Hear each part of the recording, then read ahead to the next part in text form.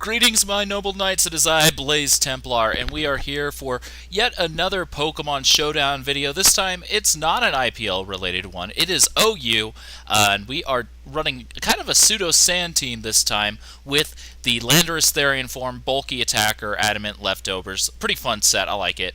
Tyranitar Mega, the sub-punching Breloom. People underestimate that thing so much. Jirachi, which is a Choice Scarfer, Latios, which is our Defogger, of course, and last but not least is, of course, the Heatran. So it's a fun team. It does have a few weaknesses, but when I actually read my opponent well, it can do a lot of work.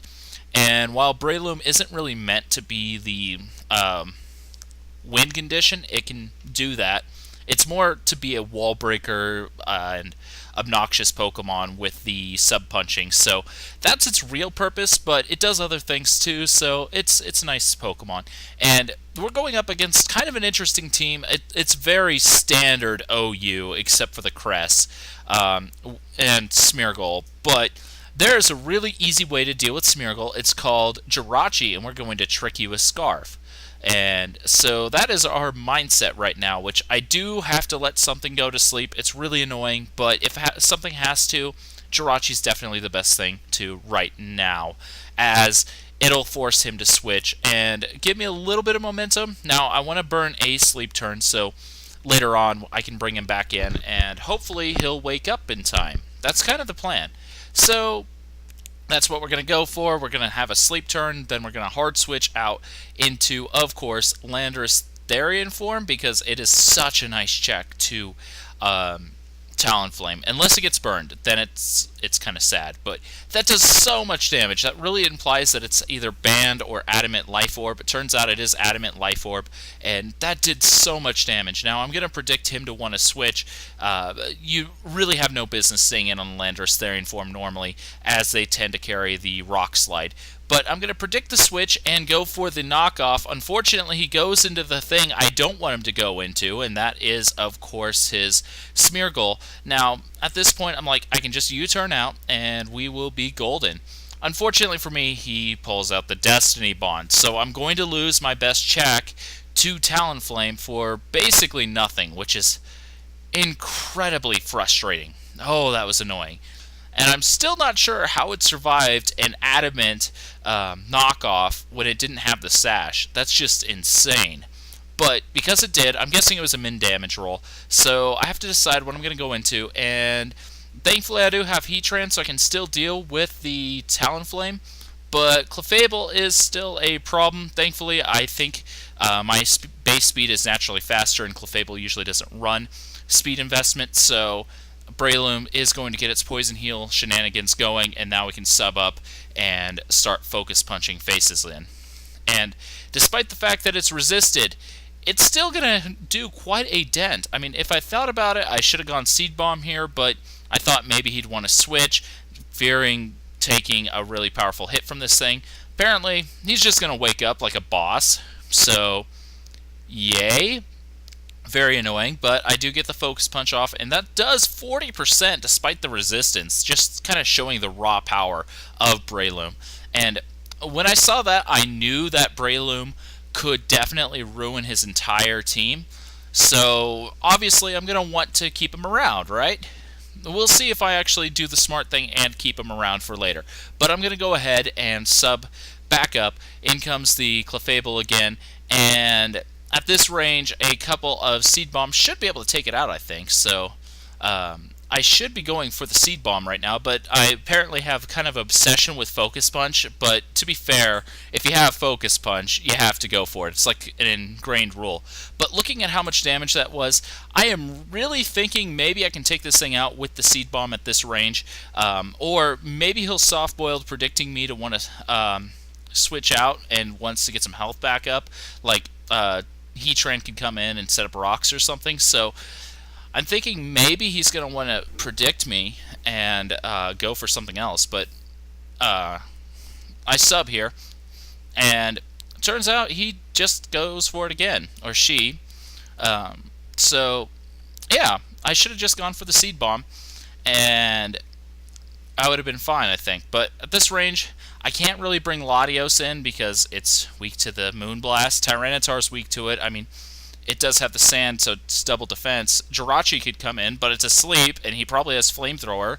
So I kind of think about it for a little bit, and then I decide I'm just going to Seed Bomb. That should kill considering how much Focus Punch was doing. And sure, it's not as strong as Focus Punch, but it's not resisted either, and it's still stabbed. So it should have no problem taking out this Clefable. If I had just gone for it a turn earlier, I would have taken him out. Ugh. Oh, that's so annoying. And so I lose the best thing against his entire team for nothing. Absolutely nothing. Oh, that's frustrating. So bring in Latios, and at this range, a Surf should do some good damage against whatever he wants to bring in. His entire team, except the Crest, is weak to it. And so it's one of the reasons why I decided to run Surf on my Latios instead of having a Roost, just so I had that option to hit Rock, Ground, etc.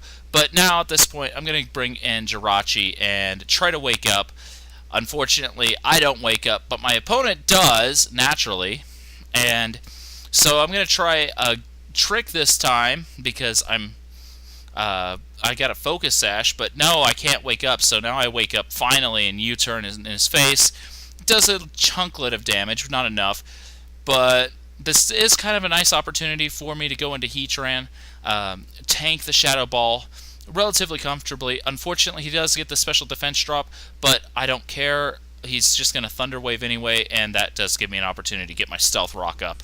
And we're looking a little better now. Now I'm predicting him to want to switch, and he goes into Hippowdon. If I'd thought about it, I did think about it, actually. I was kind of hoping for the burn, that's right, but I don't get the burn, and I don't really want to take anything this thing has.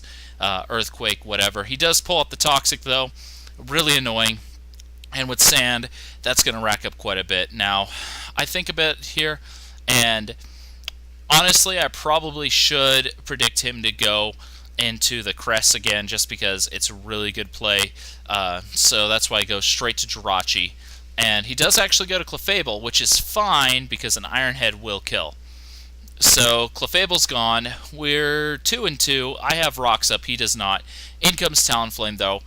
I gotta switch. I don't want to lose Jirachi. I lost my Breloom and I needed it. And Jirachi still can do some work. So if the Sand had stayed up one more turn, I would have been fine. He would have died. But I know he's going to Roost here. And unfortunately, I know I can't one-shot this thing. So getting it Toxic, really my best play, as it kind of forces him to go for more Roosts. And with the Stealth Rocks up, it'll really limit his switch-ins. And so that's kind of my plan there. At this point, I know he's going to want to switch, so I'm going to go and Toxic him again. And I am kind of scared of this thing, because if it's a Dragon Dancer, at this range, nothing on my team can take it. And I kind of have to force myself into figuring out what has got to die in the hopes that I can get Latios in safely and Surfs up. If I still had Breloom, probably could have dealt with it, no problem, just spored it, got my sub up and all that fun stuff, but he does Mega and goes for the superpower, which surprised me, and I'm like, well, since he's got the -1 to his attack and his defense, I should be able to Mega and Dragon Dance up and be able to sweep this guy's team, right? Because it is, I have increased bulk too, and nope, wow, that did so much more than I was expecting.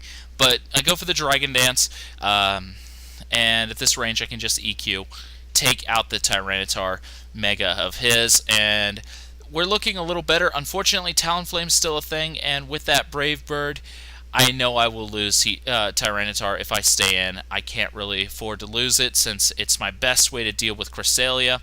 So I'm going to go into Heatran, take that, let him die to his own Life Orb damage, and Heatran's in again, possibly able to deal with this. Unfortunately, Hippowdon is still a problem, and I really don't have a choice. I'm going to just hope he overpredicts, and he doesn't. So at this range, it's basically game. I really misplayed a few times, but I'm going to go ahead and pull a double here, predicting him to want to switch. Unfortunately, it's not the case, and if I switch in again, I will die from the crunch, so I kind of had to let my Tyranitar go down. That's what happens, and now I can just surf up. Hippowdon's gone, leaving him with just his Cresselia, which unfortunately woke up first turn. And so my hope is if I go for a Surf, I'll get it into a range where Draco Meteor will kill. Unfortunately, the Ice Beam did more than I thought it would, and that means I do unfortunately lose. But it was a well-played game. I made some major mistakes, but it was 12 a.m. when I started recording this. So maybe this time around I'll do a little better. We're going to see if match 2 goes a lot better than the first, because that was humiliating. I've actually 6-0'd a few times just using Breloom and waiting till I can get Switch Initiative in. But that's not every time. And looking at his team, he's got a very odd stall-based team. It's going to be really annoying to break through. But I think I'm going to lead Jirachi just because it is a nice lead. And I know an Earthquake will pretty much destroy Jirachi, but I want to trick this thing, take away whatever items got, lock him into a single move. But turns out he is actually choice locked himself with the choice band, which means now I know what he was going to do. And sure, he has the rocks up, but I don't care that much. And honestly, I should go into Latios here, but I get greedy. I want my own rocks up, and for some reason I didn't think he'd be Mega Venusaur, so that's a thing. Anyway, he's going to Leech Seed as I get my Stealth Rock up, and that is quite frustrating, but now I can just Lava Plume, get some nice damage off, potentially burn it. But then he shows the Protect, which is obviously Sub-Protect, or not Sub-Protect, but Protect Seed, and that's annoying, but So I'm going to go into Jirachi here as he Giga Drains. Thankfully I do resist, and I could go for flinch hacks and stuff, but I decided not to. I think I do go for the paralysis, though, just because getting this thing paralyzed will make it a little easier to deal with. Unfortunately, he does now know I have to switch, and because of that, I'm going to go into Lando and get an Intimidate off. As he Leech Seeds again, he's going to Protect, of course, and this is why this stupid thing can be really annoying. But regardless, I'm going to U-turn here, and kind of bait him into thinking I'm going to go for it again. But I'm not. I'm actually going to go for the Earthquake. That does so little, though, and we double crit, so ow. At this range, neither one of us can really take another one of those, but so I'm just going to hard switch out this time, kind of predicting him to want to do something. But he reads me again, of course, and goes for the blasted... But now I'm just going to Psy Shock, kill this thing, except I don't because this thing's a boss. And with the seed and all that, I should be able to just get a defog off if he doesn't protect. And I thought even if you protected, defog would still activate. So that was a thing. But unfortunately, because of that misplay, he does get to keep his Venusaur. But now at this range, I can just go for a U-turn and take out the Venusaur as he manages to get a double Protect, which is incredibly frustrating. I don't care because if he wants to switch, that's fine. He'll basically die to rocks. So it's not a complete loss, but in comes Vaporeon, and so I'm going to U-turn out on it and go into Breloom, which is absolutely fantastic for me as it puts him in a much more difficult situation.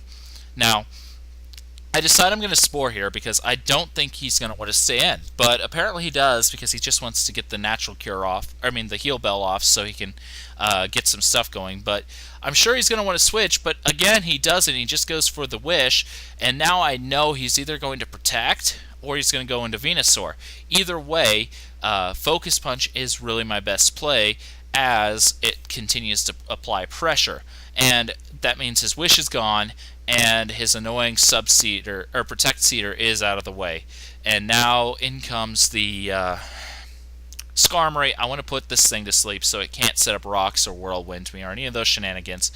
And now I can just Focus Punch, but he gets a first turn Wake. Unbelievable. And get the Focus Punch off. I think he thought he could take that better, but he didn't. So now I can just put it back to sleep and go for another Focus Punch. He stays in again, which means the Skarmory is going to die to that second Focus Punch. Again, Breloom is starting to show kind of its chops and just how powerful it is. People who think that Sub Punch Breloom cannot work, you need to watch this. But regardless, now I just kind of have to wait for my opponent to go into his next Pokemon, which is the Latios, and I don't care. He Draco Meteors, which means now I can put it to sleep, and that does put me in a nice position to go ahead and sub up again. Clefable, kind of threatening, but I do naturally outspeed it, so I can basically sub and Seed Bomb all day, every day, and it looks like he's going to actually try to set up a sweep with his Clefable, Calm Mind, and stuff. I don't really care because I do still have Jirachi. It has Iron Head, and I naturally outspeed.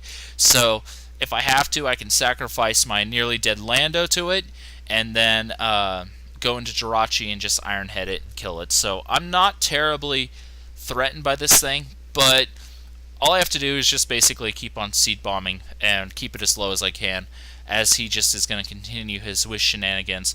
But at this range, another Seed Bomb should... Oh, crit.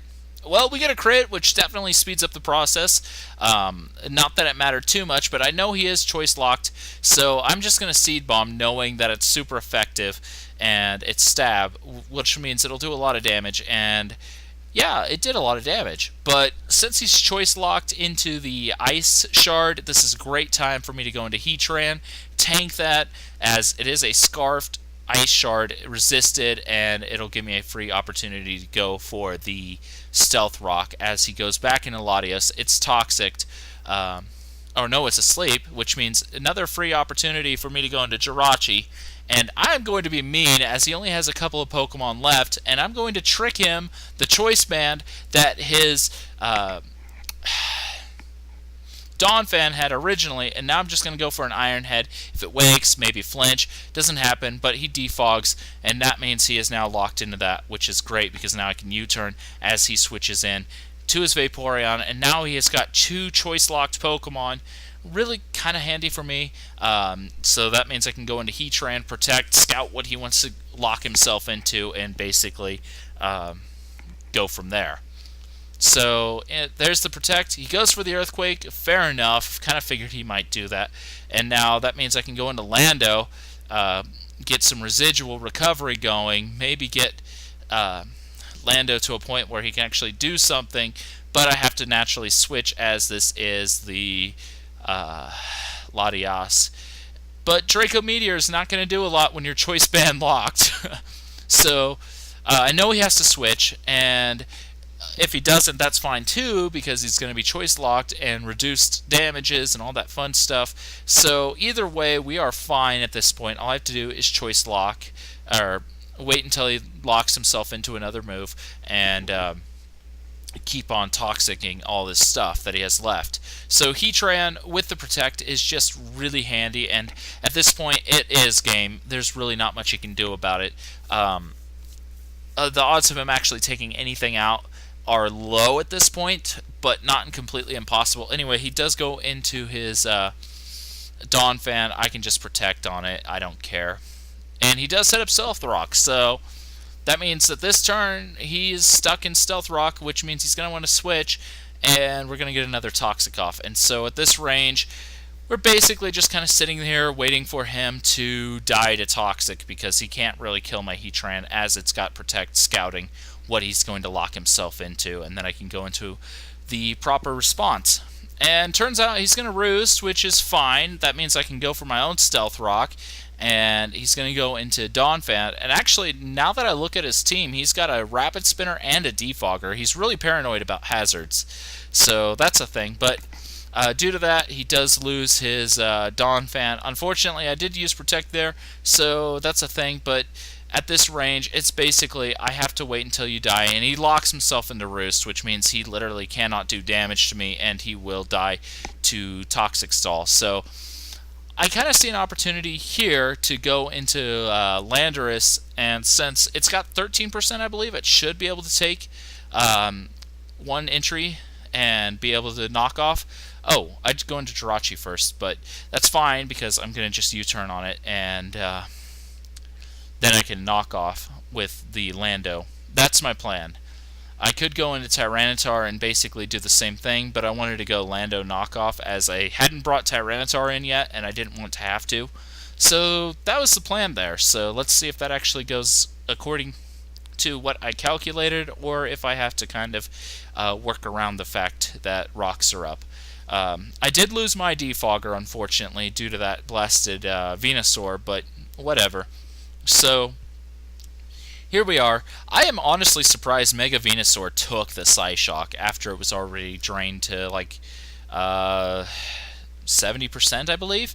So yeah, Mega Venusaur is a lot bulkier than people think, but the U-turn, Latios has a nice natural bulk, so it takes that, and apparently the 12% was too much for my 13%, and I do die, but that just means I can go into Tyranitar, Mega, and Crunch.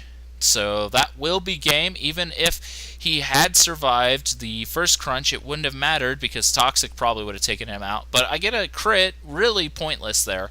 But that is basically the game. So yeah, we are done with that.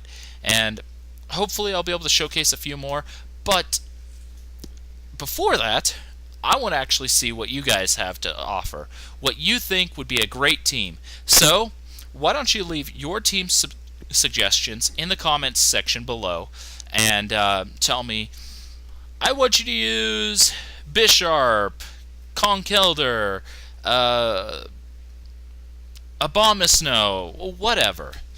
Give me a team you think is pretty awesome, and I'll see what I can do with it. I mean, you can go ahead and even put in the EVs, IVs, moves, items, all that fun stuff if you want, and we can start a little mini-series with that. And, of course, I'll have to give a shout-out to the person's team that I choose. So, yeah, go ahead and let me know what you think would be a great team to use. I personally really like this team, but I can see why other people would hate it just because it's got a Subspore Breloom, and those are hard to use, kind of, because they aren't exactly fast.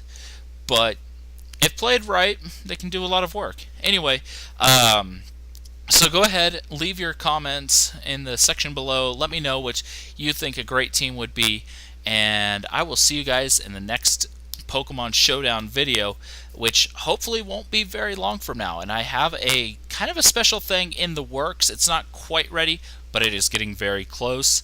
For those who are familiar with that, you might have seen me talking to a certain other PokeTuber on, or former PokeTuber on Twitter. So if you saw that, you might have an idea what I'm up to. But until I'm confident that it's ready, you won't see a hint or hair of it. But until next time,